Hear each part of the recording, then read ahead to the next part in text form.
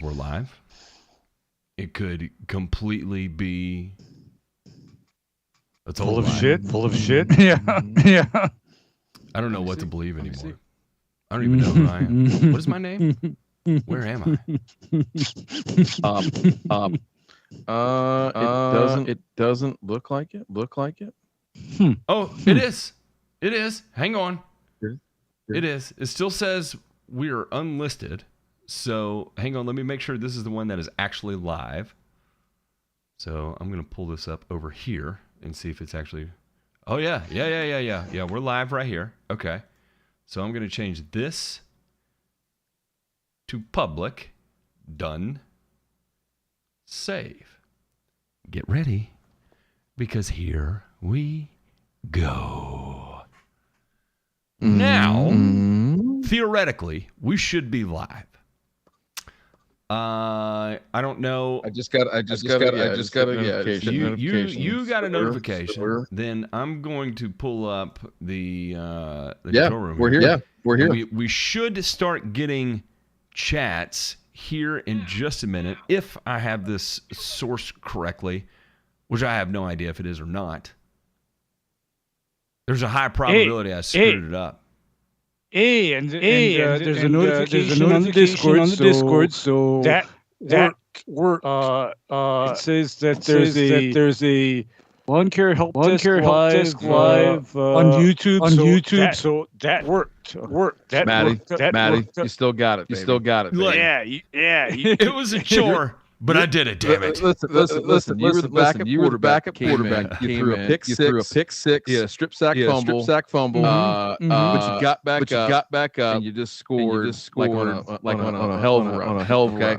Okay. So you still owe us 6 points. We believe in you. We believe in you. Okay. Hey, like I watch the Tennessee game from the Dooley era right now. A bit like that. In fact, I would equate this closer to the Tennessee South Carolina game, which was not much. Oh, goddamn J Pink. What a cocksucker. I'm getting DMs from people.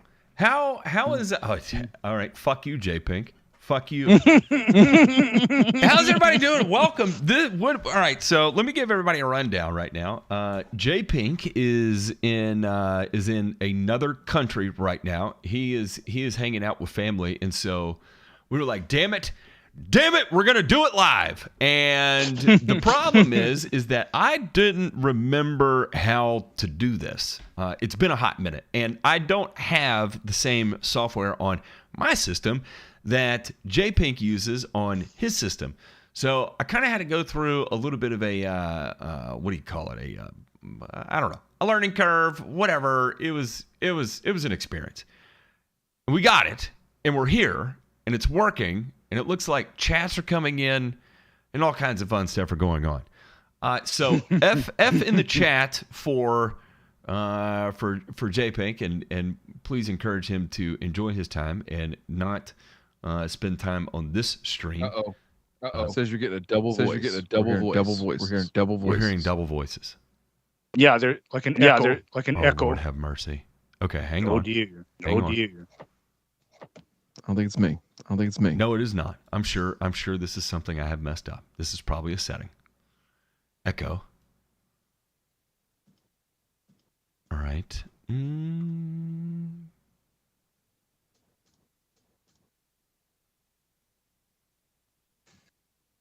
Why does it do this for me? F for echo is what they're saying. J Pink is asshole. So maybe I only need to do this. Demay, talk to me. Talking right now about my day. Ray, talk to me. Okay, talking to you about my day, which was relatively uneventful, thank God. So theoretically, the echo should be fixed now. Mm-hmm. We're going to have about a 15-second delay until people can tell us what's going on. I had two sources. Mm-hmm. I fixed the echo. Did it. Damn it, boy! Gosh, still got, listen. You just got us down in the field goal range. And he nailed it. Woo! All right, so you only owe us 3 points now. So anyway, what we planned on doing tonight was, I have no idea. I don't know what the hell we planned on doing. But we said we're gonna do it anyway, and so here we are. We're here, and you know what we wanted to do? We wanted to do something we haven't done in a long time. We thought, hey, what the hell? We're gonna do a free show, right? We'll answer questions for the community. If there's anything specifically we want to talk about, we could talk about that too. Gentlemen, if there's something y'all have that you really want to peg down and hammer down on, boy, by all means. Hey, I'm not a man to judge. We can get down exactly however you want to get down. It was Chris Gibson's birthday yesterday, after all. So It was, yes. There's no telling. There's no telling what kind of debauchery could have gone on there. But yeah, I don't know. A free show sounds fun. Man, there were a few things chat wise or not Thursday, excuse me, burn return related that we could have gone over. But I like the lawn care help desk feel. We got the Skype rolling instead of our usual platform. So this feels like I said, I typed into the chat here, like we're in Chatterbait for lawn care right now. There may be a naked man, without a doubt, fapping while you're talking to you about bluegrass. I mean, it's just these things happen on the internet. You can't script it, and you don't know what's going to happen when you click that button. So yeah, gosh, hang on, I want to bring this up.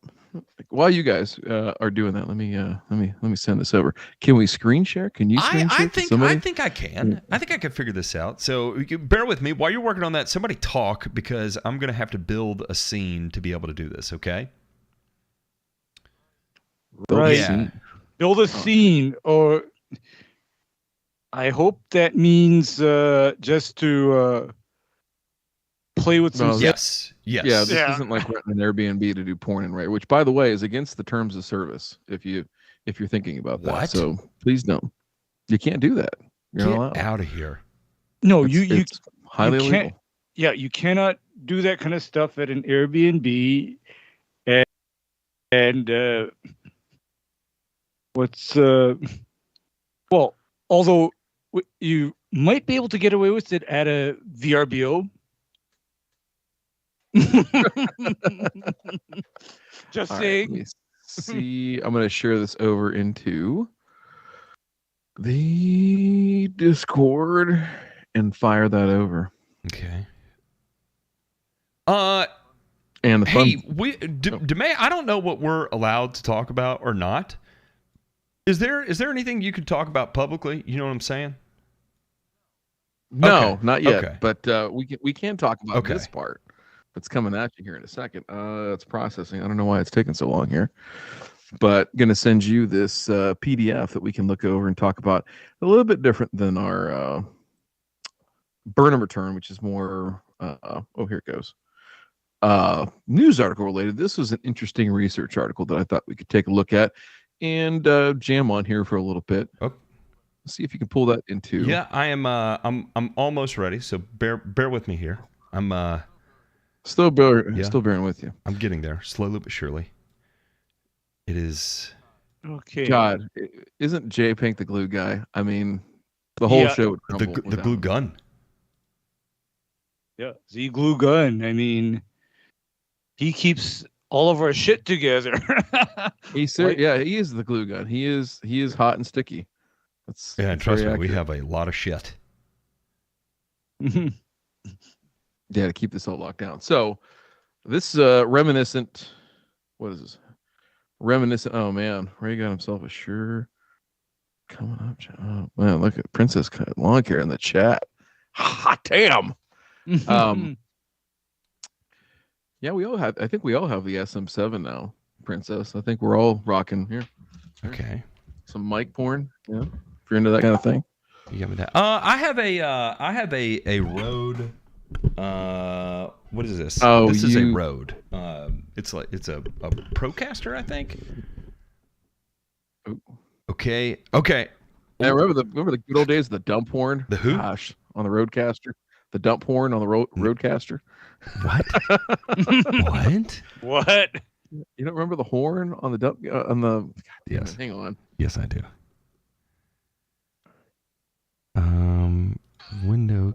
Let me do this. Okay. I'm going to do that. In here.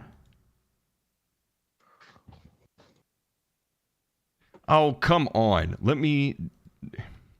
I've almost got it, Demay. I almost have. I'm sorry. I'm doing this. I'm doing this in real time, and boy, I am not very strategic.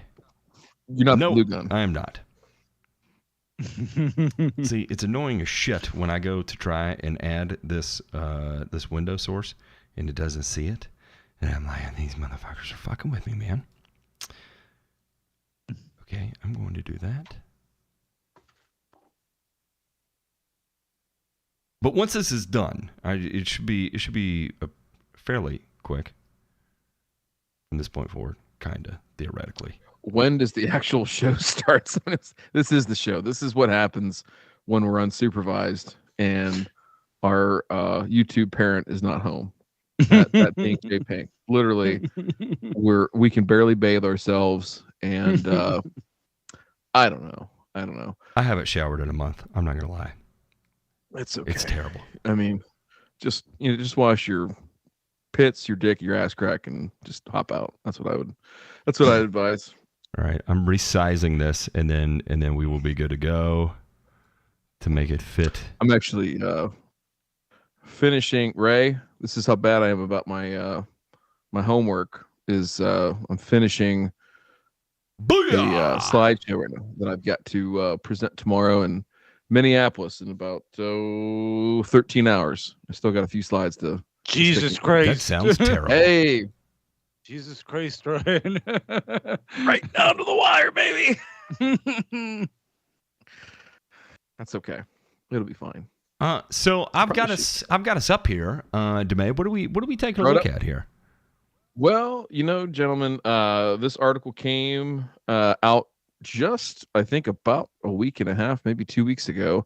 And the topic I thought that was really interesting is nutrient use and management practices on United States golf courses. Now, this is a lawn care show, but I do think that golf is leading the way with respect to improved nutrient usage based on not just maybe dogma and what Ray calls well, he calls some things we can't say on the air, but I would say that they are being more judicious, and there's some interesting stuff though in this that some of it makes sense and some of it doesn't make sense, and it's measuring behaviors, right, of golf course superintendents and their staffs across the country. So go ahead and jump in there, Matt. There's some facts and figures, and we'll kind of give everybody sort of a rundown, lay of the land of what's going on in here first. So pull her on up, and we'll walk through this because I think it's a good discussion. At the map here. Is the map a good starting point? Oh, so yeah, let me here. I got to open up my PDF so I can see it. So yeah, the map is a great starting point. And I tell you what I'm going to try too is nope. I was going to try and send you my screen, but that doesn't work. Do that. I'm going to mess something up. Don't do that. That's like crossing the streams, and that's going to be bad. Can you throw it up on the screen in general? Yes, it is. It is on YouTube right now. You can see the map right now. All right, let me make sure I'm watching the same thing. Yeah, it's just on a 15 second delay, right? So if I change something, you can't see that for like 15 seconds, right? Yeah, it'll be at a slight delay. Oh, all right, here we go. So here's the study, and this is more of a survey review and kind of data analysis of reporting results. So what's interesting is back in 2006, a guy named Dr. Clark Throssell, who at the time was the science coordinator. I'm not sure exactly what his title, research coordinator for the Golf Course Superintendents Association of America, which is the trade association that represents golf course superintendents all across the country and some of the world too. Pretty big data set that those guys are able to tap into. Back at that time, they probably had roughly about 17,000 or so members. So they sent out a survey back in 2006 saying, hey, we want to know and baseline how you all use nutrients on your golf courses, right? So just basic stuff, NPK, and kind of diving in a little bit there. So they were fortunate and they got a pretty good response back. And then following that up, right, they had all that information and that data baseline. Then 10 years later, 2016, Wendy Galertner, who, if you are a deep follower of what we do, previous owner of Pace Turf out there in San Diego. Yeah. And then, congratulations to her. Congratulations to her and Micah Woods, by the way. And Larry Stoll. And Larry right? Stoll. So, how could I leave him out? So Wendy and Larry are married, and they used to own Pace Turf. They sold it to Micah Woods. So Micah Woods of the Asian Turf Grass Center. So you're really diving deep. If you know all the names that we're throwing out right now, you are an actual turf nerd, and we appreciate that about you. Imagine the set of balls on Larry to marry a woman of turf. He went all in. I mean, it's just, that is all in. Kudos he did, and it worked out fine. Happiest story in turf, maybe, as far as a turf marriage. I'm not sure if there's another turf marriage, that is not a healthy as one. Successful. No, definitely. I made that up. I don't know. Go ahead. I'm sorry I interrupted. You're fine. You're fine. So 2016 rolls around. She takes those same questions and asks them again and disseminates this out and gets another, pretty good response. Then just last year, the group that published this paper, right, which is a group that's made up of a pretty distinguished set of researchers here. So Travis Shaddix, Brian Unruh of University of Florida, Mark Johnson, Clark Brown, and Greg Stacy. So what these gentlemen did was to try and see, okay, hey, we've got some pretty good data points 10 years apart, and let's go ahead and take sort of a new fangled approach at this, and let's see what's going on, right? What's moving up, what's moving down, what are the trends, the trajectories of all this stuff. So if you look at that map there that Matt's got up, looks pretty nice. You've got everything of where all these data points are going down. So slide down there, Matt, and let's take a look at a couple of the things. You've got that's the original one was 14,000 unique golf facilities. So let's see here. So interesting here. So total projected NP and K results. So slide down there to results discussion. I'm gonna highlight these here. Okay. Look at that. So in that results and discussion, the first interesting thing that comes up in this paper here is that NPK, right, at golf facilities declined. The total projected use, 41% on N, Ray, 59% on P205, and 54% on K. And this is from 2006 to 2021, respectively. So in a 15-year time range, right, we've reduced P and K by over 50% and N over 40%. So wow, just on that big picture data point, really interesting, right? So if you slide down even further, right, and you look at the first set of graphs here, so figure 1, or figure 2, A, B, and C. Okay. And you're looking at a couple of different things here where they're showing you sort of the differences in a graph format. So as you're looking at those, a couple of things that jump out here, Ray, is that we've got basically a decline all the way across the board. Now, if you look here, for the you stats nerds, right, look at the annual applied of all nutrients, right? And as we slide down here and look at on a per 1,000 square foot basis, it gets a little bit more normalized in the data where we're seeing less differences in P205, right, and less differences in K2O, so statistically insignificant differences. So there is some decline, a pretty steep decline there from what was that, 2006 to 2016, and then things have sort of leveled off a little bit here. So we're actually seeing that. So if we look down on page 3 of the document, a couple of the things they say here is that N rates declined really minimally, so 18 to 28% from 2006 to 2021. But as we go forward, right, and we see that drop all the way across the board, it's been pretty significant. So we've just seen a little bit more of a flattening of that curve here as of late. So sliding down. So gentlemen, the first thing I want to ask you is this.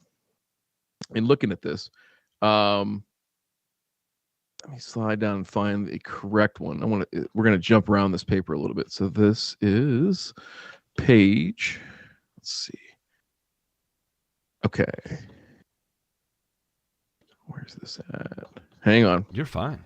Bearing with me. You got to bear with me here. From one bear to another.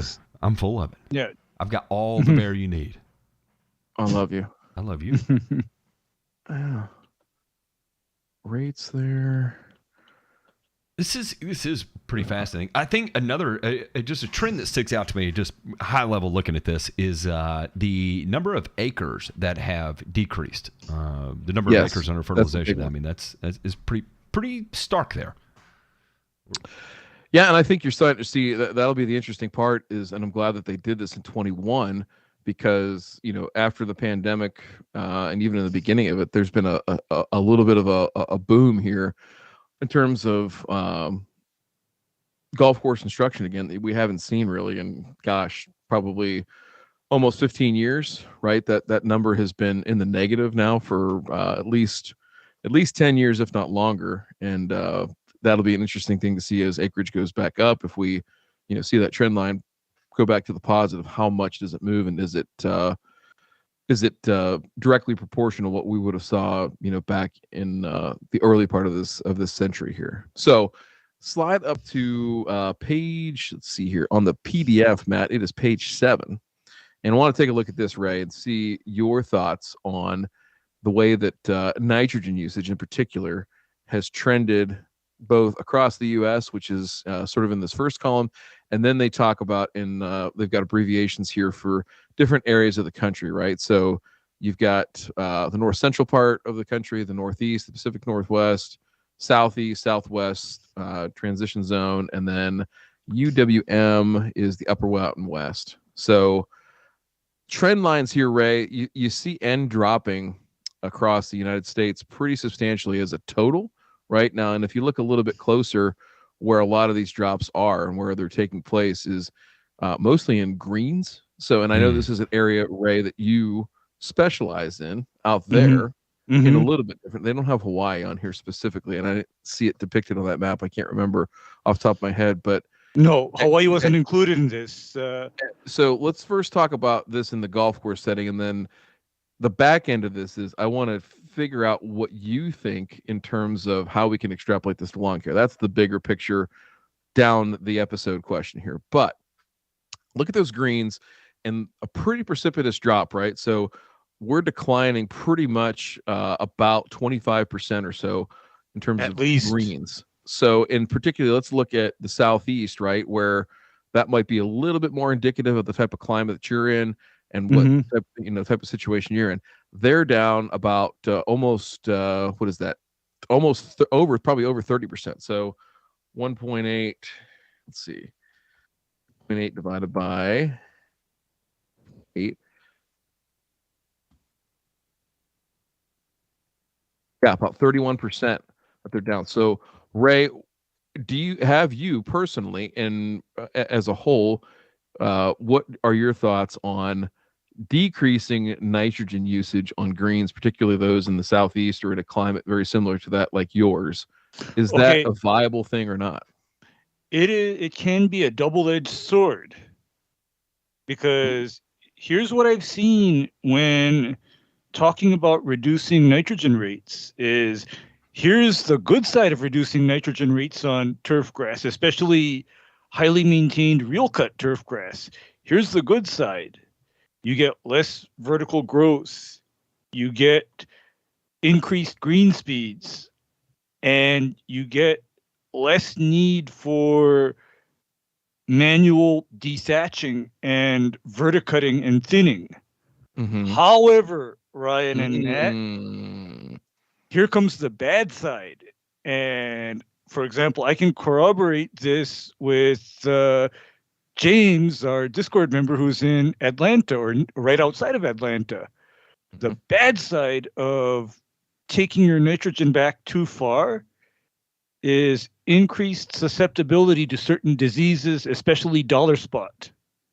And so this is where I would be extremely careful, because you see I come from a time where even on the golf courses, the convention, even on the greens, was every month or every other month, you send somebody out there with some Yara 21-7-14 or Yara 16-15-15, and you're applying a half to a 3/4 pound of N per application. But here comes the new age agronomy that says, let's cut back our phosphorus, let's cut back our potassium, let's cut back our nitrogen. Okay, done. You get less vertical growth. You get less, other issues associated with more growth. However, here's the caveat to this, and this has become painfully apparent, is by cutting back the nutrient levels, your greens then become way more susceptible to certain diseases. Hence the need for increased fungicide applications. So this is not all positive to me. And, anecdotally talking to my friends in the golf industry is on this reduced fertility regimen, they told me that the greens are a lot more sensitive, touchy, fragile, and not resilient. Demay, if you don't mind, let me interject with some questions here from the audience, and also these are just going to be some hypotheticals here, and do your best with it. Number one, Aldo said, could any of this be due to bad weather correlating with low growth potential, therefore less NPK input? So it's interesting that there's some reasons, and we can slide down to those here real quick. Go ahead down to in the document on the PDF, page 13. Slide down to the top of that page for me real quick. All right. And as you do that, what's interesting is you look at the importance of the decision-making factors, right? And these are ranked across, right, based on sort of in order, right? But again, looking at our our stats here, basically, look at 21, look at the most recent year, and in the top here, as far as reasons why that we're most concerned with this, right? Pretty interesting. What we see is visual observation and scouting, precipitation, temperature, and weather, previous product performance on established turf. Those all correlate pretty tightly right there. What we don't see, or what we see further down, right, is some other factors that are probably just as important, but I'd like it to be known that the weather portion, right, precipitation, weather is in that top grouping, right, as far as significance in the stats. So yeah, I think that there could be something there where people are responding a little bit better to weather, and maybe not taking an approach where it's just, hey, it's on the calendar, so we're going to do it, and that's what it's going to be. I think people are probably a little bit more acutely aware of what's going on week to week, even day to day, and less ingrained in the, hey, first of the month, time to get those greens paid, baby. Put the bird out. Another one here, Telly said, is do you think over the last 10 years, many of the greens have been replaced with better cultivars? So now we're bringing genetics into play. Yeah, so look down there at the stats, right? And again, in that top statistical grouping is turf species. So I think you're probably seeing, particularly in the southeast, where there's been a lot of conversions from bent grass back into ultra-Doric Bermuda grasses, for example. I think you're probably seeing here, at least in the Midwest and things like that. I can think of a couple courses, and again, this is anecdotal and trying to apply it to empirical evidence, but courses here that have made decisions to go with lower mode Kentucky bluegrasses, or a mixture with perennial ryegrass as opposed to bent grass, right, where they can probably get away with lower fertility and still have very, very good and playable conditions. So that, and right, just improved genetics, right? We have grasses that now are put, to Ray's point, on the model diet, right, Ray? A couple of saltines and pack of Marlboros, and There you go. That's your food for the day. And a little bit of Dom Perignon. Yeah, you gotta have you can have a cap full of Dom Perignon, right? Yeah. Yeah. But the whole point there is that when they're developing and breeding these grasses now, right, they are put through a significant deficit of water, of fungicides, pesticide regimes, things like that. And most importantly, fertilizers too, of trying to understand, hey, how low can we go, as opposed to just kind of going off of what has sort of been those dogmatic practices of the industry standards. Yes, you got bent grass greens, 6 pounds a year, buddy. Let's go. Mm-hmm. 6 pounds of N. I mean, that literally, when I was in school 20 years ago, that was in the textbook. Mm-hmm. It would tell you bent grass, 6 pounds, buddy, all day long. And Ryan, then it's interesting. I got an even more horrifying one for you. But this went away when all the greens in Hawaii got converted to Caesaria paspalum. Oh. Back in the old days, when dealing with Bermuda, it was 1 pound plus per month of N. Wait, that again? 1 pound plus of N per month on Bermuda greens. And wait, I have to preface that with the fact that the predominant green species here back in the day was either Tiff dwarf or Tiff 328. And both of those grasses are, for lack of a nicer term, nitrogen hose. Okay. They're nitrogen hose. I mean, I can't say it any other way, because you get them too lean and they literally start to fall apart. But then what changed that is this avant-garde variety Caesaria paspalum, where here's your dichotomy, or your or how shall I say, your situation. You fertilize Caesaria paspalum too much, it gets a lot of thatch. However, you don't give it enough nitrogen, dollar spot eats your lunch. So you don't have a good answer to either issue. Just real quick, and I'll let you carry on, Demay. A couple things I just highlighted were things that trended on the increase, right? And obviously traffic aware is not statistically significant from 14 to 21, but nor is clipping production. But you do see that seems to be, kind of a common thing that is looked at. The interesting thing here, to me at least, is regulatory requirements, right? The turf growth prediction models, which is, I'd say that was a newer thing that seems to move upward now that we're seeing. I like that. That's very cool. And we're also seeing nutrient content of effluent water source, right? So if you're using effluent water, having that tested and understand what's actually going down with that. Now, in that same vein, there's a few other things that we could take a look at here that are kind of interesting to the contrary, right? And I'll let Demay talk about this when he comes back. But number one is, I'm just going to do these as I see them, is tissue analysis is on the decline at a statistically significant rate.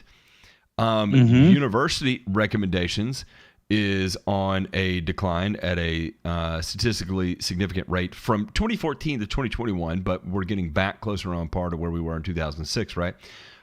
Manufacturer recommendations is on the decline as well. We did see an increase from 06 to 14. However, that has sharply declined at a statistically significant level.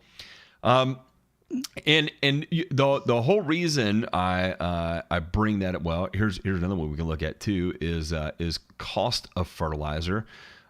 We see an increase, then a decline there, but also you've got to think in that 2014 window. This is going to be post 2008. We saw an enormous explosion in input cost, where rolling into 2020 and the time 2021 rolls around, we were starting to see that again. And I do not recall when this was turned in 2021. But again, starting to gather more significance. And what that shows is budgets, in my opinion, appear to be getting tighter. I think when the significance is placed on cost of fertilizer, then that either you're going through an inflationary period or your budgets are being constrained. Okay, I need to kind of interject something into this, is because I'm looking at 2020 to 2021. What happened in 2020 and 2021, Matt? The pandemic. Right. And the first places that got hit were any kind of places where the public could possibly gather, including golf courses. Mm-hmm. Mm-hmm. Because I know here for a long time, even golf courses were shut down. Mm-hmm. Mm-hmm. And so golf courses were in this position where they literally were having to do minimal maintenance on the golf course just to supposedly keep it from turning back into jungle while waiting for the mandates to get lifted. Mm-hmm. Mm-hmm. Mm-hmm. If they were ever going to be, lifted. Yeah, and it was. I mean, you talk about a weird time, especially in that space. In fact, I don't know how many people have ever experienced that before. I would say 2009. It was kind of a similar thing where it was cut so quickly with no one really knowing what to do. And so many people becoming unemployed equally at the exact same time. It was that was pretty shocking. And then here rolling into 2020, it was a lot of the same thing. A couple other things to note here is, and I think this actually correlates with the trend of declining fertilizer overall. We're seeing precipitation, temperature, and weather becoming less important of a factor for making an application. And so if you're making fewer applications, you're not so dependent on precipitation and weather, right? Because it's easier to map out your application. Do you see what I'm saying there? So in the event, yes, if you're having to apply every other week and you're having to get a little loosey-goosey with your application rate on your every other week schedule, then you're going to be a bit more in tune with what's when that's going down and what the reactionary weather is going to be, right? Versus if you're in a situation where you may be pushing that to every 3 weeks or every 4 weeks, and you're running it at reduced rates or fewer inputs overall in the tank, then all of a sudden it's not as important, because even in the event of making an application it doesn't get water immediately, you're not at the risk of destroying a green or whatever the case may be, right? So while it is on a decline statistically significant, you still see, though, it does in the grand scheme of the decision-making process here, it is of significant importance, right? So I would say visual observation, precipitation, temperature, weather, this previous product performance on your established turf, disease problems, traffic and wear, turf species. All of these are absolute top most important here. So and I'll go ahead and highlight these, right? These are our most important factors that we're going to see in here. In fact, we can go ahead and say length of growing season, reduction of environmental impact. I'm going to do everything above a 3 right here. Events, golfers' expectations, soil analysis. But and again, I'm going to go back to this, the decline of tissue analysis, right? And the whole reason I bring this up is, do you remember, Ray? I know you remember a time when the adage that you would hear while you were out there is, your soil test didn't matter. What mattered was what was actually in your plant at the time.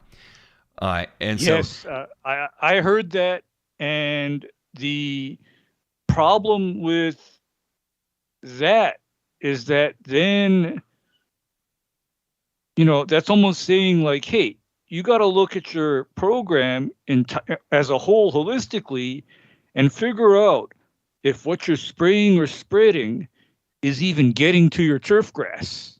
Mm-hmm. And so you can test and analyze all you want, but at the end of the day, what that means is that, hey, if you're putting down X amount of phosphorus or potassium or nitrogen, how much of that is even getting to your turf grass? And here's the other factor that I like to introduce is that I know in the early 2000s, there was also this issue of paralysis via analysis, where it was test, but don't do anything. Test, but don't do anything. And I even saw personally on some golf courses, them pushing the limits of low fertility, trying to reach minimums.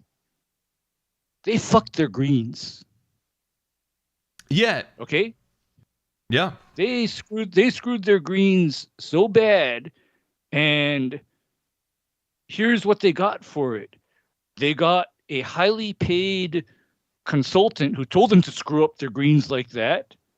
The testing company made money, and the greens all died, and that was a much more expensive program versus routinely applying some NP and K in slight excess or in slight luxury amounts. Yeah, and you know and I think with the pressure that we see on the industry right now, one of the other things we wanted to take a look at was applications of phosphorus per year. Now, there's a few different things to take into consideration when making phosphorus applications. Is seed going to be going down? What are your current P2O5? What are your current P levels in the soil? And your soil pH, of course, is going to be all kind of playing that same space. And one of the things we can see here is a generalized decline in phosphorus applications. Now, there's a few things here also to take into consideration, right? And these being on golf courses, what do golf courses often have on site? And that would be water. A lot of golf courses are going to have some sort of water feature on site, and so it is what I would consider interesting, but what you would expect to see, or at least hope to see, in this regard, is a general reduction of the use of phosphorus, except when indeed needed. And I think this highlights a pretty significant and what I would consider a responsible reduction in the overall use of phosphorus, right? Because again, these being golf facilities, I highly doubt too many of these are on the low end of phosphorus when you're conducting soil analyses, right? Because there was a time not too long ago, especially when you start talking about prior to 2014, where you never heard any worries about, you did hear about worries of phosphorus, but it was kind of, it is what it is, right? And which is funny, back in 2006 when I was getting into this whole game, that was not one of the things that you were majorly worried about. Like it wasn't what was ringing in my ear. What was ringing in my ear was, don't mess up your application of Dursban. Don't mess up your application of diazinon. Be careful. Be careful with your Pyramitol application. When you're spraying the nets around the driving range, right? So, Matt, I actually got. I'm curious. What was it like there? Because I could tell you in the southeast where I was, it was not of concern at all. It was always of big concern, because as soon as I got into the industry in the 1990s, there was already grumblings about runoff from the land killing the reefs surrounding the islands via, proliferation of algae species, invasive algae species that feed on excessive phosphorus in the water. So that was already an issue. And then secondarily, if I give no shits about surf spots and reefs, which by the way, I don't, my issue agronomically was I was aware of how excessive phosphorus would then create problems with micronutrient utilization in plants and turfgrass. And Matt, I have actually had to deal with and have seen many instances of that, because here the favorite fertilizers were, get this one, Matt, either 111 or 131. Yeah, I mean, I get it, and there was, definitely a lot of that showed up here, and Ray, I want to show you here, for instance, just take a look at the southeast on this chart, and we're gonna go from our totals here, right? Total P2O5 applied per year in the southeast. No, hardly any statistical significance between 2006 and 2014. However, you do see a relative, comparatively sharp decline in 2021, right? And I think that's how long it took to get to the southeast, right? And with good reason, not with good reason is where I wanted to go with that, because like for instance, where I am in Knoxville now, I've got water everywhere. Everywhere you go, there's a lake or a river moving through. I think we've got 5 lakes passing through the city in some form or fashion, right? So it should have been of more importance here than what we saw for a long period of time. But now it certainly has caught up, and I will say without a doubt it is a priority. Now, as you start looking at some of the areas here in the southeast, you do see it starts to even out a little bit. It's not quite as stark of a difference between 2014 to 2021, and I'll say also that a large part of this too was in the 2014 timeframe. I think the overall message was beginning to surface about not spending money on fertility that you didn't need. That was just one of the things you started here as you were doing continuing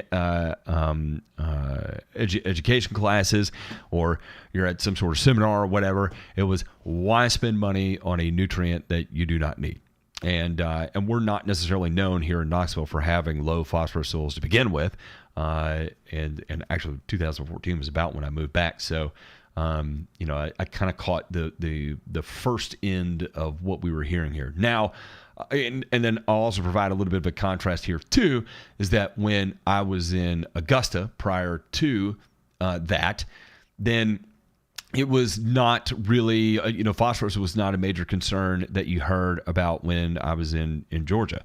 In fact, I wouldn't say in Alabama either. I didn't really hear about it a whole lot. Now, but again, this is also going to be pre-2014. And then certainly while I was in Memphis, it wasn't anything we heard about. In Memphis, it was all POA all the time, and POA resistance. And that did stick with, but it was more recently, I would say, over the last 8 years or so, that phosphorus in terms of runoff, pollution prevention, or just not spending money on nutrients you don't need was becoming more and more prevalent.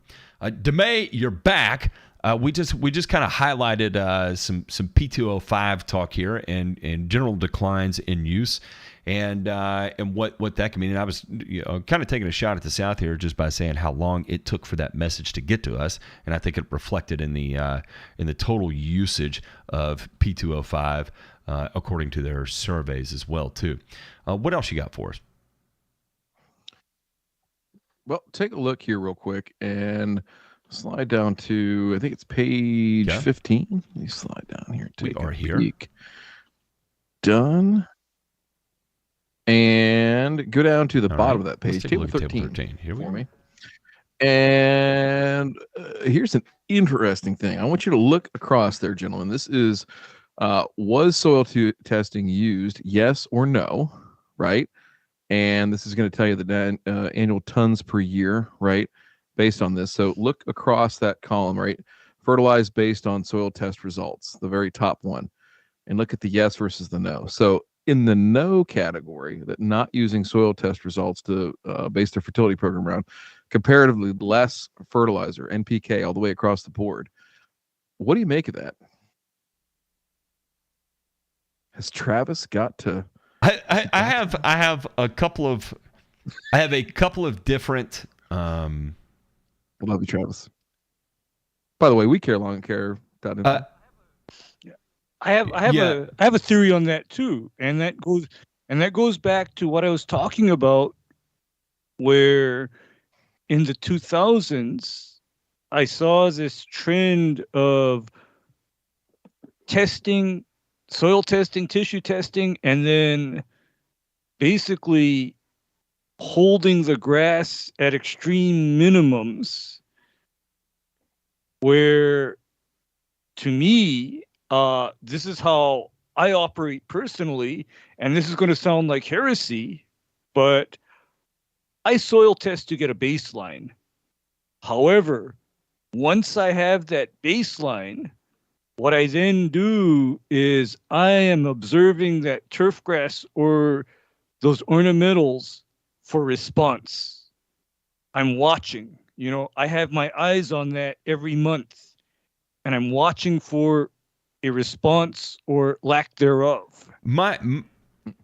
I was going to say my theory here is that it depends on where you submit your soil test to have it analyzed, and people are following the recommendations on their soil test results, like from the lab. They're following the lab's input.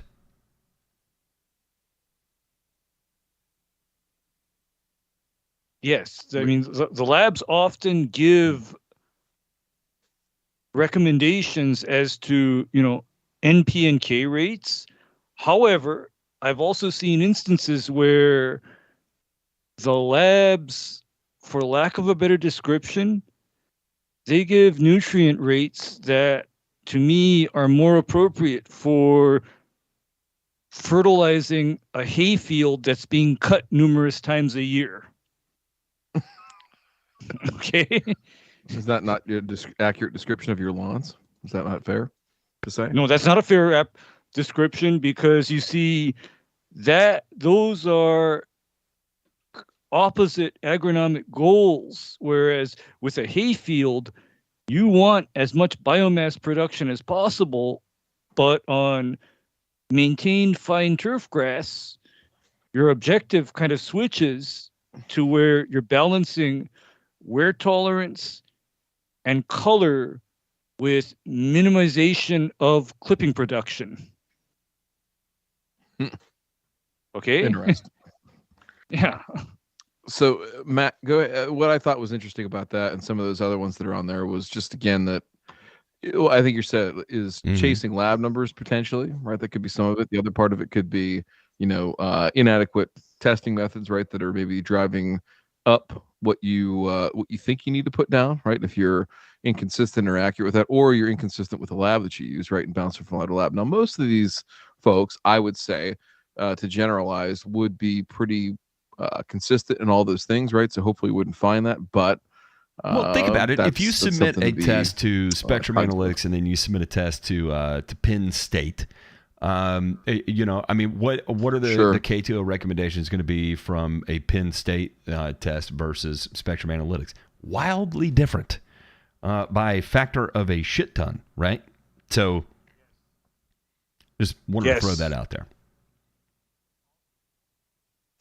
Also interesting too is something Telly mentioned earlier was changing turf cultivar. That's down there 4 from the bottom, and you're seeing a pretty significant decline, right, in N and K, not so much on P. So that could be an establishment thing, not quite sure, but again, pretty interesting to see some of these different management practices be called into question here and what the differences are. Now, if you'll slide down, we'll look at 2 more here.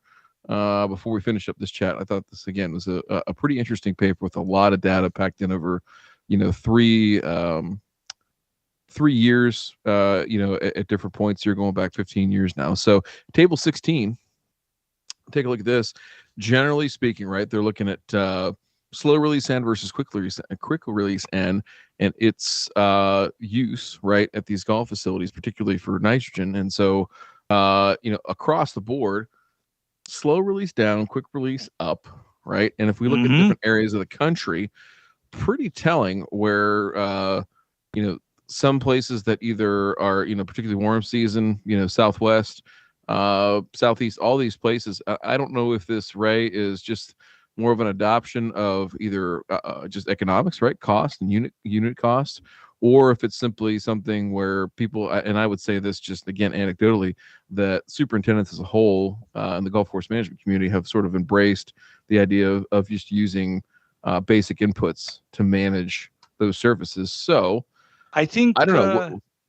Here's what I think. I think finally, what we've been seeing on this show for the last several years is finally starting to soak in, where slow release is a product that was created for the needs of what I call non-precision, high-volume turf care. And golf and low-cut turf is not low-precision, high-volume turf care. That is the complete opposite, where when you're dealing with a lot of slow release, you are giving up a lot of control over how that input reacts, right? And then the other problem that has been revealed is that under real world conditions, slow release fertilizers don't last as long as they claim. Those bastards. Bastards. Yeah, now, it doesn't last as long. So you think you're getting 60 to 90 days out of that application when in real life you're getting maybe only 45. And for a golf superintendent who just spent thousands on that fairway fertilizer that only lasts 45 days when it's supposed to last 90, I don't know how that guy is going to explain that to the board of directors and the Greens committee. That's going to be a hard explain. Matt, I want you to take a look at table 17, and we'll finish up here and maybe take a few questions here before we get out of here. But look at this in the adoption, right, of soil amendments and supplements, right? And they've broken these down here: humic materials, amino acids, biostimulants, gypsum, right? Little gypsum blip there in 2014. Yeah, exactly. But anything here jump out at you that's interesting when it relates to this? We hear a lot about this in lawn care with people jumping on the humic train or different things, right, from a biostimulant standpoint. But golf, right, these guys are either pretty thrifty in some cases, right? They don't have the budget to support some of these things, or they don't. They think they're snake oils, right? There's a lot of bias towards adoption in most cases, but you're seeing some trends here. Anything jump out at you? Really, this is actually what I would expect to see. The initial humic surge, and then it seems to have calmed down, although it is still on a statistically significant growth trend. But you can see the growth from 2014 to 2021 has not exploded. It's seeing the same thing with amino acids and other biostimulants, right? The gypsum explosion is funny, but so is also the decline in gypsum applications too. It's kind of like where it seemed like it made the circle, right? Everybody told everyone else about it. Everyone jumped on the bandwagon, and then all of a sudden it was like, wait, why did I do that? Why am I applying something at 30 to 50 pounds per 1,000 square feet again? That ends up breaking into my budget at that expense. pH pH management, I think it highlights the importance there. Interestingly, sulfur, so trying to lower pH has become more important than it was in the past, which I think is a good thing and an interesting thing too. They're attempting to tackle that. A couple things too right here is the use of compost seems to have increased, as well as a biocontrol agent that has increased as well. So those two things kind of stand out to me probably more than anything else on this list. I'll agree. I'll agree in that. And of course, for me, the first thing that jumped out at me is how the usage of sulfur in a program has tripled almost from 2006 to 2021. Yep. I mean, that's like a big thing where I think it has to do with how people are realizing that, sorry, Michael Woods, but pH matters. I thought it was all those posts that Ray was making on the Wall Street Bets subreddit, back in 2016 about, you got to make those sulfur applications. You got to put sulfur in the bank today, boys and girls. Speaking of Michael Woods, welcome to the show. I just see he just commented in there. Yeah. And Michael, one of the things I'm interested in is and I did not see this again, I have not gone through this in extreme detail. What was I'm curious.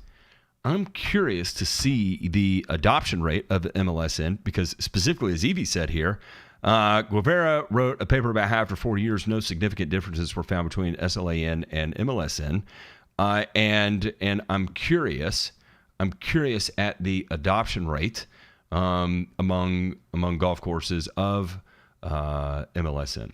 And also in that same vein, because we did see a decline, and Ryan, this is one of the things we were talking about when we step away, is when we are seeing a general decline in the use of tissue analysis. Tissue testing is slowly bleeding and dying. Can we get a round of applause for that, by the way?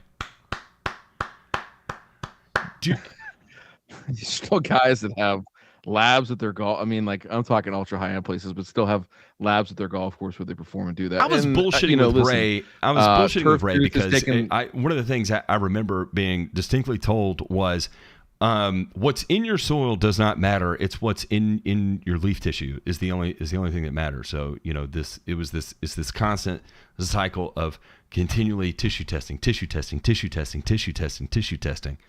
and by God, I mean, week by week, you're wildly different at what you're seeing, and I don't know. I always felt like a chicken with my head cut off in that experience.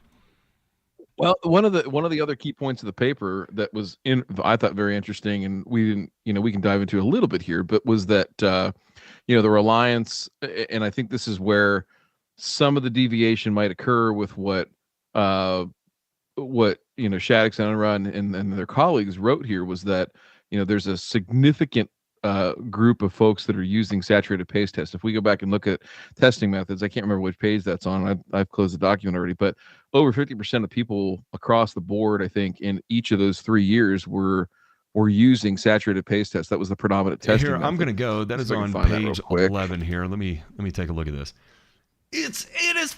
Yes, it is huge. Now, listen, for the folks that are listening at home, right? And I'm glad that Dr. Woods is on here too.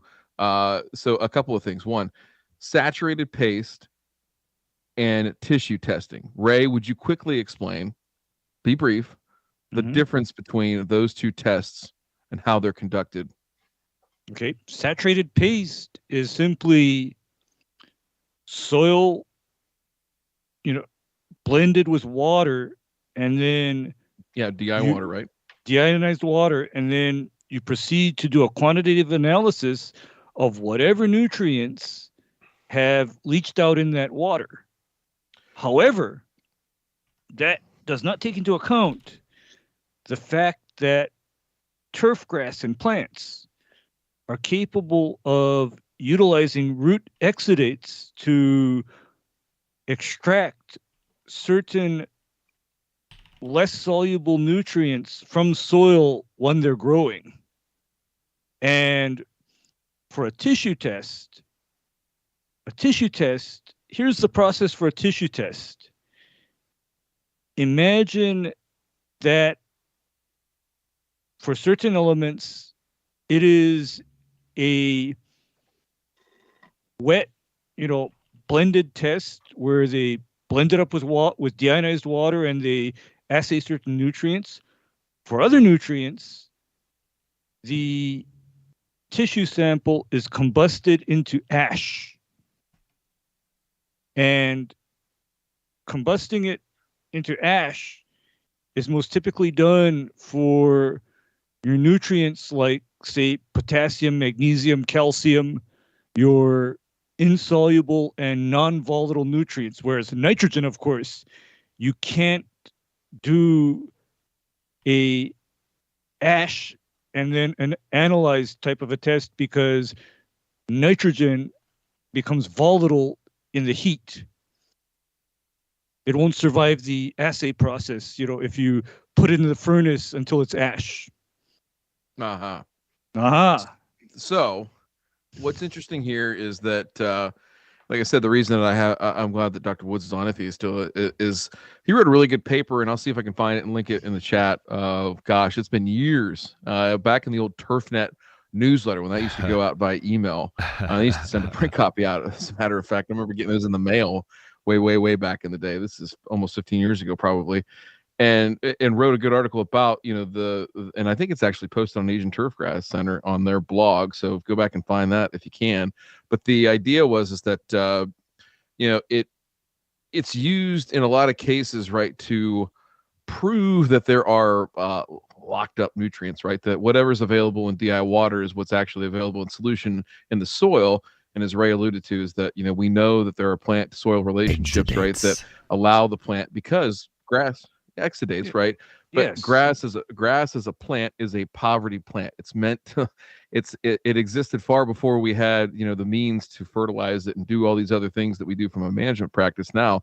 And it thrived in a lot of different places, right? It's pretty ubiquitous. So, as a plant, it has evolved, right, to be able to do things like that and not necessarily require that, there's some type of relationship that's managed for it, right? In the sense that nutrients being locked up and all that sort of thing. So that, that I wonder, right, from why people are using that, why it's so predominant in each of these surveys, right? Because if you look across here on table 10, actually, Ryan, I know Yes. why for a while there was a hot trend of tissue testing. And you know what that came from? Tissue testing was tied with certain manufacturers that wanted the Gulf Supers to buy their shit. Okay. That company's still out there. Okay, and I'm not going to name names, but these companies basically are selling the Gulf Supers cases of 2.5 gallon jugs or in 55-gallon drums and say, here, you tissue test and you spray this stuff on your fairways and your greens every 14 days. And you keep on testing and spraying. It's so one of the other things too that I think was important like, that what is it, the ion exchange resin as well. I'm just gonna throw that out there. Where are you going with that debate? Sorry, I need to shut up.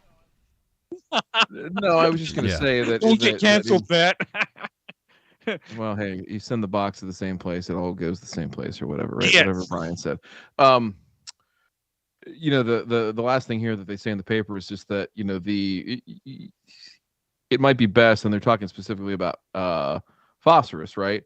So there's two interesting schools of thought, and I hope that we can get one of the authors of the paper on here to talk, and not to I'm genuinely curious, right? Because they talk about phosphorus in particular, about how it might not be the best thing in all soils to rely on one single extractant method, right? To understand what your soil levels are and measure that against it. Now, on the flip side of that, You've got folks like Dr. Bill Kreuzer when he was back at University of Nebraska, and now Doug Soldat's doing a lot of work with this, right, and trying to find that lower limit using the Malic 3 extractant, right, which may not normally be recommended for a phosphorus extractant in every type of soil here across the United States, but so that's what I'm curious on is like how do these authors feel about the way that it's going in terms of true ground tested calibration versus the idea that we would use a Bray or an Olsen or something like that, right, as an extracting method. That's getting really, really nerdy and really sciencey.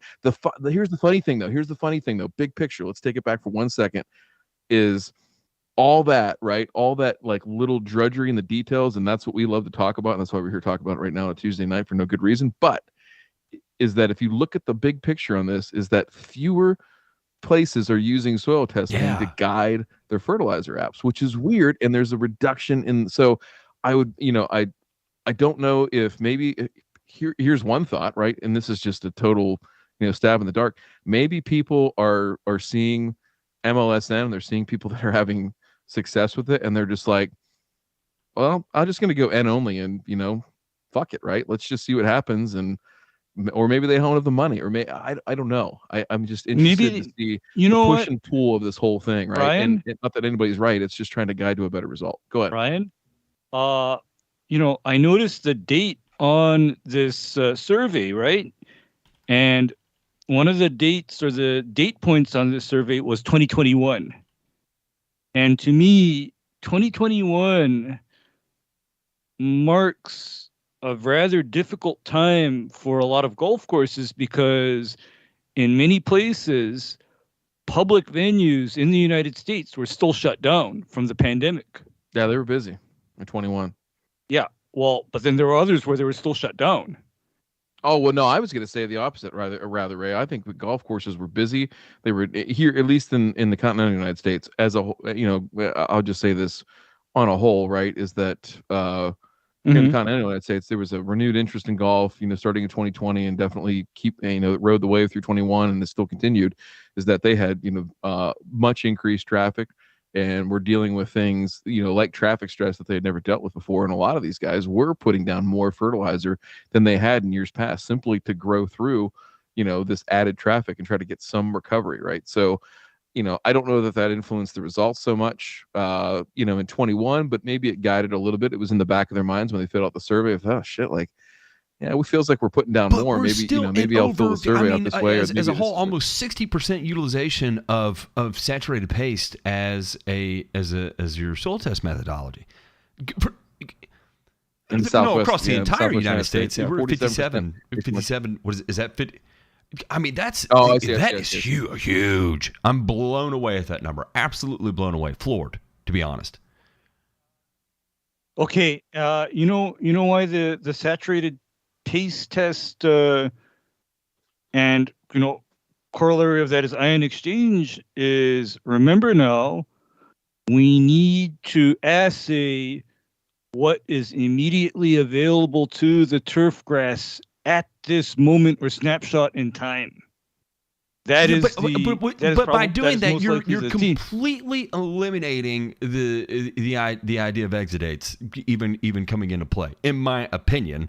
And I don't think that's an accurate representation. Now, again, I'm not a golf guy. I'm a lawn care guy. I'm a spray jockey, right? But still, when I'm looking at this, it seems it's almost comical to me.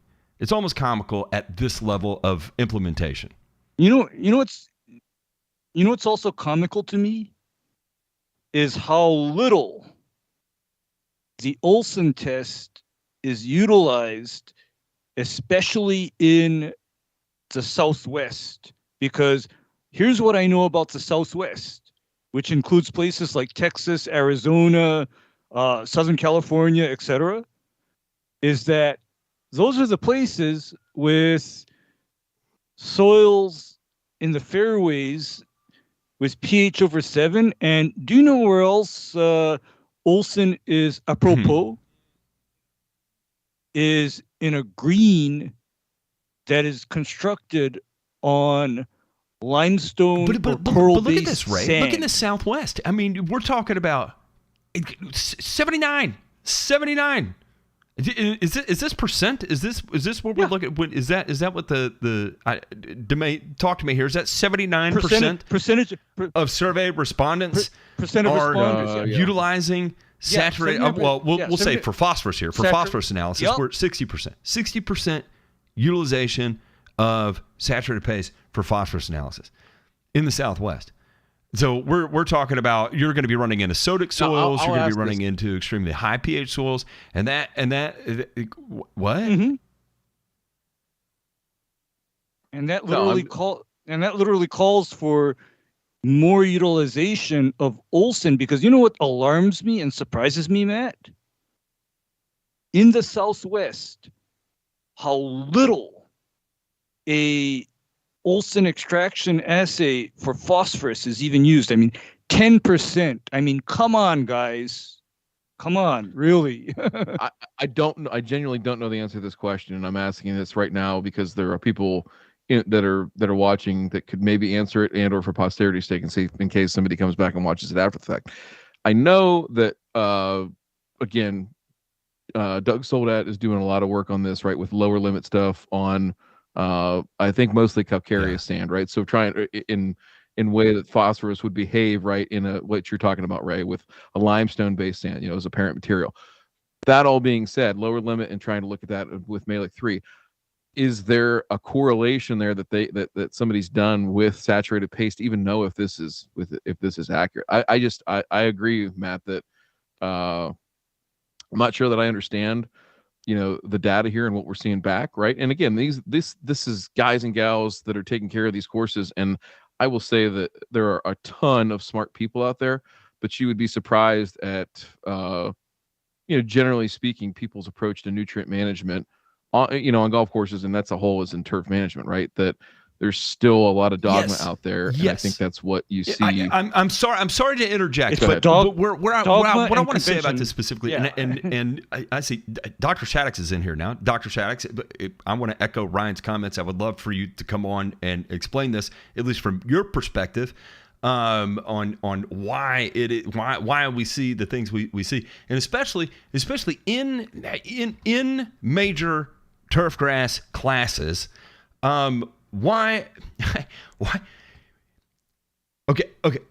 Again, there's been enough body of evidence now to call into question a lot of things that I learned when I was in turf grass school. How much of that is evolving in the classroom, right? And I'll talk about the last person who I worked with, who was a more recent graduate of a turf grass program. Still, this would have been 6 years removed, a little bit less than that, 4 years removed. And again, I talk to him, about these types of things, and he's just looking at me with glossy eyes, like, yeah. And so much of it still seems either you pick up nuggets in the classroom, minor, or the majority of it comes from on the training at the course, right? So whatever becomes the standard operating procedure of the course ultimately determines the operating procedure of the superintendent or assistant superintendent, whoever's going to be conduct this. And it may not be the super or the assistant super. That's wrong of me to lump that out there. But do you see what I'm saying? Like there seems to be a giant disconnect between the growing body of evidence and what's being taught in the classroom. That's was just the word I was going to say, is a disconnect, because here's the reality is that you don't.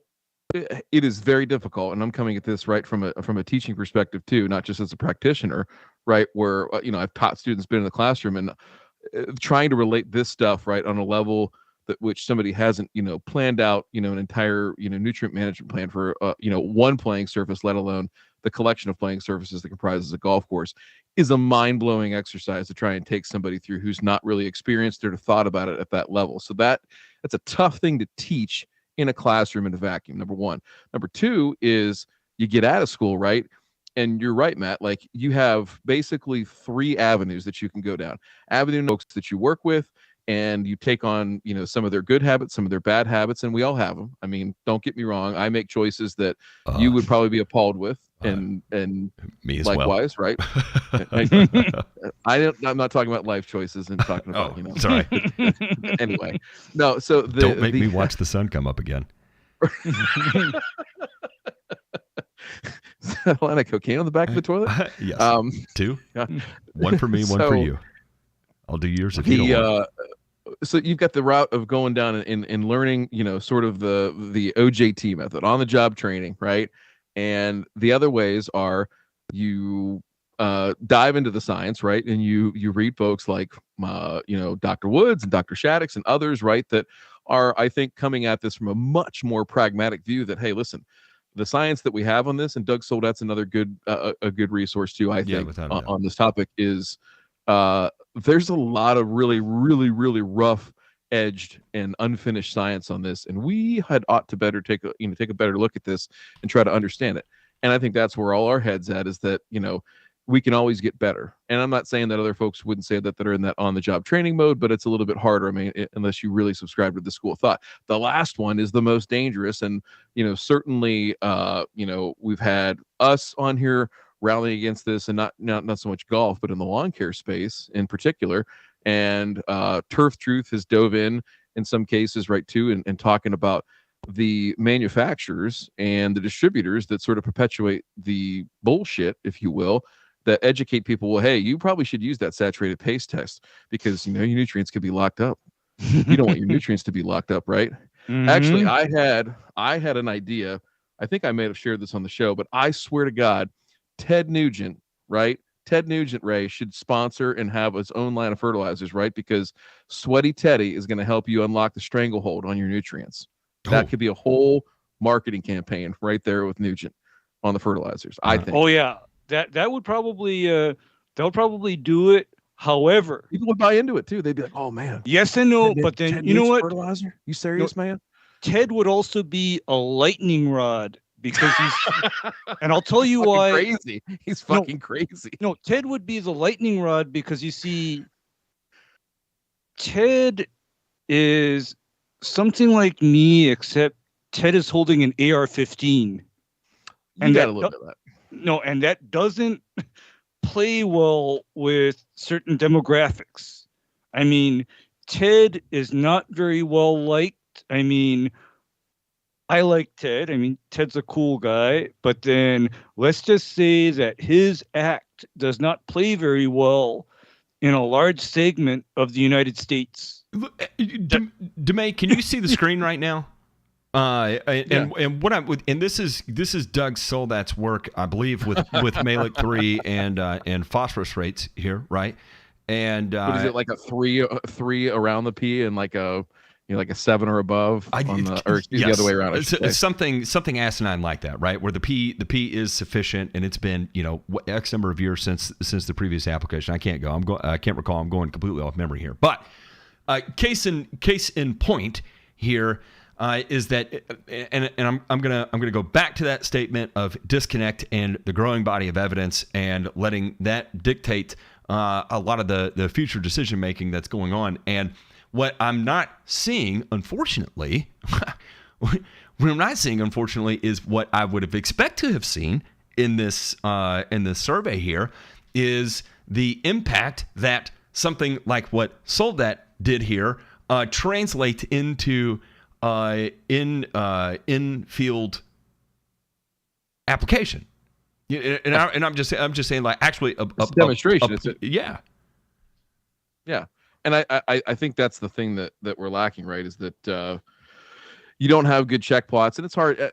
I know we always talk about it. I'll kick myself. I'll say this is a poor choice that I make.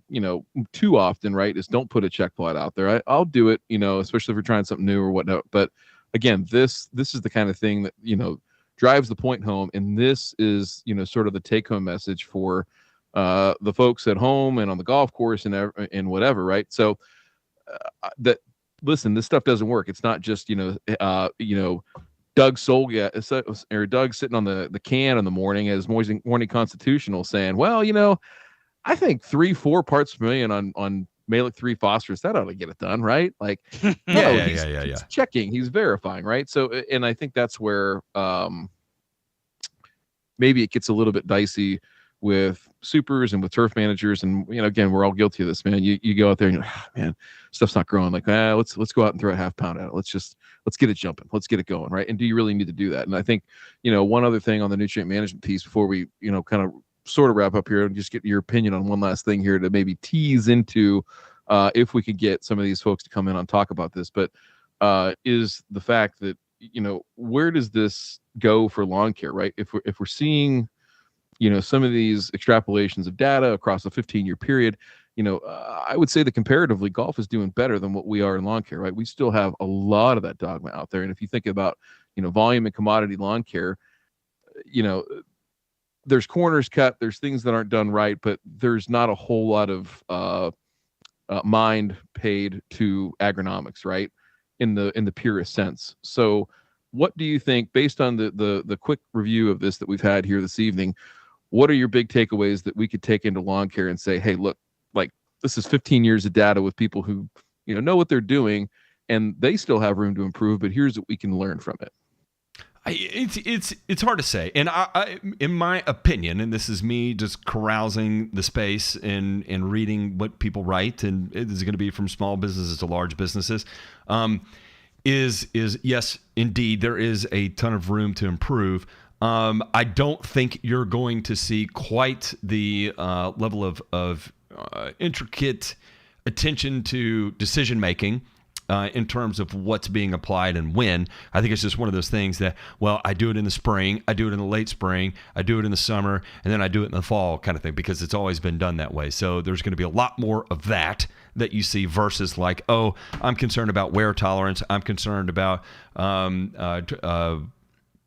my soil test analysis, because I don't think you're going to see just this overwhelming, huge, mega increase in soil testing taking place. I think you'll see more of it, but not just this gigantic growing body of soil test data that's coming in and being readily analyzed. And I don't think that the majority of lawn care applicators are even going to be able to tell you what kind of test was conducted to be able to make appropriate nutrient level interpretations. And sure shit, if it is made, it's going, the interpretations that are made by the lab that conducted the soil test will be what is implemented. There will be no cross-referencing, applied knowledge, letting that influence the decision making. That happens in a very, very, very, very small number. So I think to even get to a closer corollary point, that there's still a significant amount of room to grow. Then on the second part of that is I don't know. I'm gonna dig myself into a deeper hole here. I think the how do I put this? Manufacturers and distributors have a tighter grip on what goes on in lawn care than they do in golf right now. Oh, for sure. Yes, they basically have control. And the unfortunate thing too is I see them basically driving and directing the market as far as what gets done, in the lawn care space. Because, for example, you've heard my rants about why are we using so much nitrogen and so little potassium, for example, on a soil that needs it? Why are we doing that? Right? I mean, you've heard my rant about that. And also, you've heard my rant about why are we putting chlorides on soils that don't need it, and on turf grasses and plant species that don't want it. And, that, is an example of, well, I've heard this from people in the industry too. They tell me, but Ray, this is what the fertilizer manufacturers put out for sale. This is what they have. This is what they offer. This is germane to our conversation. Let me clip something. I'll send it to you. Hang on. Go ahead. Okay. And one last thing I'll say is that if there's one thing from this that I think we would also see in lawn care that does correlate with it quite well would be the reduction in overall inputs applied. I think that is on a general decline compared to where it was when I started in this space, right? So, watching what I'm loading into a True Green truck in 2008 and going out there and doing versus, what I was doing in 2015 was wildly different.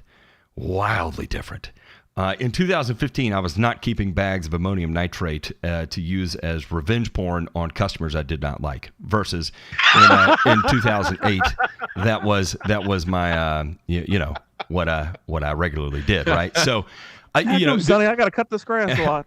Yeah, you're damn right you do. And if you bitch about the color again, you're going to have to cut it a hell of a lot more. Or I'm just going to burn it all to the ground. And you'll never have to cut it again. The choice is yours, cowboy. So I do think you'll see some things trending that way. The rest of it isn't going to really line up a whole well. But my hope is with the growing body of evidence that, is one segment of the industry going to be easier to implement than the other? And is that due to the amount of on-course dogma that's passed down from generation to generation is going to be harder to break, or is it going to be the foothold that manufacturers and distributors have on the inputs that are applied in lawn care, right? Which is going to be the toughest code to crack. So this is my last point because I've got to go and I do have to finish my 4 slides. Yeah, I got to go too. So I can give a talk in Minneapolis tomorrow. But listen, throw this up if you can real quick. And this goes exactly to your point. Can you pull that picture in here? Is that yes? If you bear with me just a second, I can pull this up. I will bear with you. And while you're doing that, I had this discussion last week on a little cast with our good friend Michael Beebe and Brent from Pro Turf Services up there in Western Mass. And so here's the thing: is this new product launch? And hey, listen, I'll dig on this because I think it's only there for one reason, and that is, do you think that the reason that this product is coming soon, and there's this big tease and the marketing ploy behind it, right, is because soil tests and agronomic needs of the customer have deemed this product to be necessary to be added to the SKU list, or is this just to sell some more shit? Look, I again, career suicide is something I thrive on really well. If I had to guess, Lebanon was taking a look at their inventory, right, and what they could make fairly decent margins on, and they were like, "Hey, Ron, man, you're down there in Atlanta. Let me tell you what we can work a deal for you on is we've got this product that you're going to absolutely love. It's a 14714. It's widely used in golf greens around your area. Golf courses love it. Superintendents love it. And man, it is a real showstopper. Everybody who applies it just absolutely gets blown away. And so what we would like to do is let you be our guy who's going to bring this out there. And I know that we think it'd be a great competing product compared to what's already out there. And you're my boy, Blue. Do the damn thing. Does that? Well, and so that's a second option. That's what he's got now, but he's got another one coming too. So I think again, listen. The point is that, I think this is the case, and clearly, he's got a different market. He's not selling to, pro lawn care people, I don't think, at least at scale. The point though is that you're right, that the if you want to call the distributors the inmates, and I know what your feelings are on distributors, Matt. What are you talking about? If they're running the asylum, right? I have nothing but the utmost respect. I made that up. So I'm lying. I know. So, but the point here is that I when I was talking to Michael and Brent last week, I said that I really feel like in the next 5 years, and this could be the end of the conversation and a tease for our next one, is that I really do see people that embrace the science as being the differentiators in the marketplace, and I think that will be seen, and more so at wider scale across the country, and not just in golf and people that are taking a different approach, right, but also more so in lawn care, because I really feel like that's the space where, from an environmental standpoint, and I understand, why, what maybe, I don't want to speak for him, but what Micah's motivations are to go down this route of MLSN. I think his point is like, you don't need it. Why would you do it? And it's a great message to send to golf course superintendents, but there's such a bigger impact to have in lawn care too. Yeah. Huh? That's what I'm saying. Lawn care too. Lawn care too. It's like we've reached the first summit on Everest, right? And then all the way up there is lawn care. That's what this is. This was the 14-day hike through golf to get to the summit, to look up and be like, okay, well, here we are, right at Denali, and we got to scale the lawn care, part of the trek, and that's going to be pretty deep. But in any event, hey, it was cool to get on here and jam about science, right? Real quick, can we? All right, look, because science has become a politicized charged word. Can we say evidence? Making evidence-backed decisions. Evidence-backed decisions. We'll go that. So instead of saying that, we're going to be quoting the science, we're going to be hammering the science. What we're going to be doing is highlighting the evidence. I think there's a certain ring and appeal and honesty that comes with that. That is going to be a lot harder to. Anyway, take us out, Demay. Hey. Listen, it was great to, like I said, jam on some whatever you want to call it. I'll say the science word, because science is messy, it's unfinished, and that's what we love about it. And so hopefully we can get Dr. Shaddix, maybe Dr. Woods, and some others, right, to come on a little bit more this year and lean into it, and so bring their words and their work to the masses, because I think there's a huge opportunity there, right, to educate people. And that's what we'll find. I think the people that are differentiating themselves in this industry over the next, 1 to 3 to 4 or 5 years are going to be the ones that know what they're doing, why they're doing it, how they're supposed to be doing it, and when they're supposed to be doing it. And that'll be a real key to profitability. So with that, gentlemen, Matt, you did it. You made it. You made the whole comeback after the pick six, strip sack. And I think one of the cheerleaders depanched you on the sideline too. It impressed no one. It did not. So, all right, I gotta go. I love y'all. I'll see you. Oh, wait. By the way, Friday. So no Thirsty Thursday this week. It is a. I'll just go ahead and say it. It's a fuck up your weekend Friday. If you do it right on Friday night, your whole weekend will be ruined by what you do with us on Friday night.